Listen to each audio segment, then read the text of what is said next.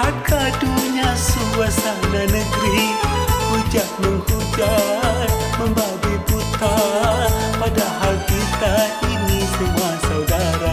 Hujat menghujat, membabi buta. Padahal kita ini semua saudara. Sangat tak bijak pula rasanya jika hubungkan polemik ini dengan suku. Ingatlah hati kami yang kan terluka jika mencela suku dan nasi padang. Ingatlah hati kami yang kan terluka jika mencela suku dan nasi padang.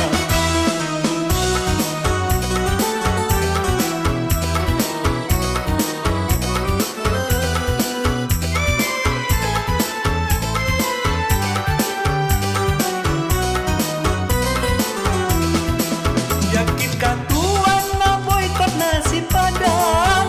Rasanya nikmat sangat tiada kira.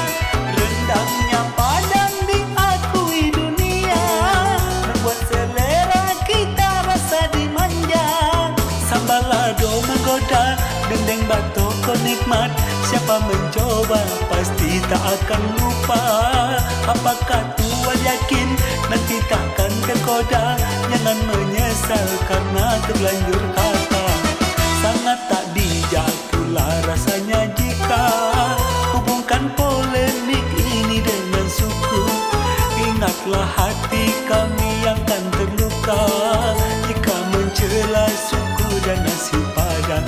Ingatlah hati kami yang kan terluka jika mencela suku dan nasi padang.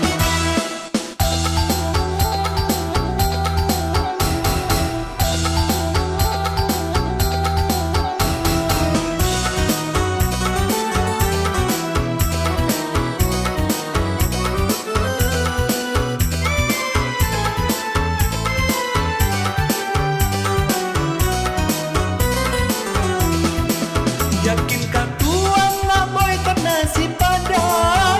Rasanya nikmat sangat tiada kira. Rendangnya padang diakui dunia, membuat selera kita rasa dimanja. Sambal lado menggoda, dendeng batoko nikmat. Siapa mencoba pasti tak akan lupa. Apakah Tuan yakin nanti takkan tergoda? Jangan menyesal karena terlanjur kata. Sangat tak bijak pula rasanya jika hubungkan polemik ini dengan suku. Ingatlah hati kami yang kan terluka jika mencela suku dan nasi padang. Ingatlah hati kami yang kan terluka jika mencela suku dan nasi